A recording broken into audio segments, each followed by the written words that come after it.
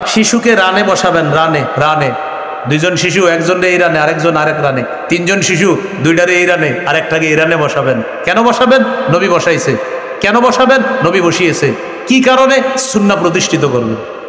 সহিহ বুখারী 6003 নম্বর হাদিস।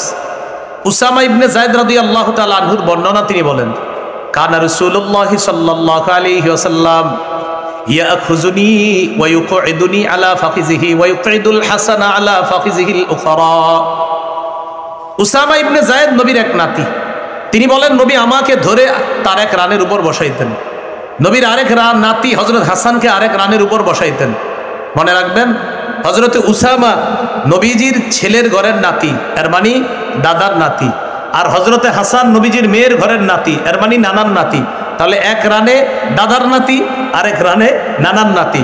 তাহলে একজন হলেন নাতির দাদা, আর নবীজি হলেন আরেক নাতির নানা। তাহলে এক নাতির দাদা, আরেক নাতির নানা, দুই নাতিরে রানের উপর বসাইছে। কারণ আপনারা বুদ্ধি করে এই সুন্নাহটা পালন করতে পারেন।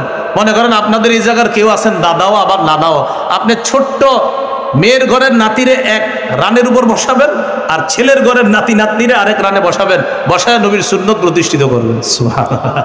শিশুকে এইভাবে আপনি রানে নিতে পারেন।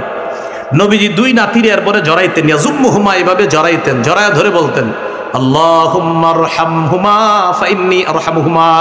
আল্লাহ, আমি আমার এই দুই নাতিকে খুব মায়া করি, আপনিও তাদেরকে মায়া করেন, দয়া করেন, তাদেরকে রহমতের চাদরে আবদ্ধ করে নিন।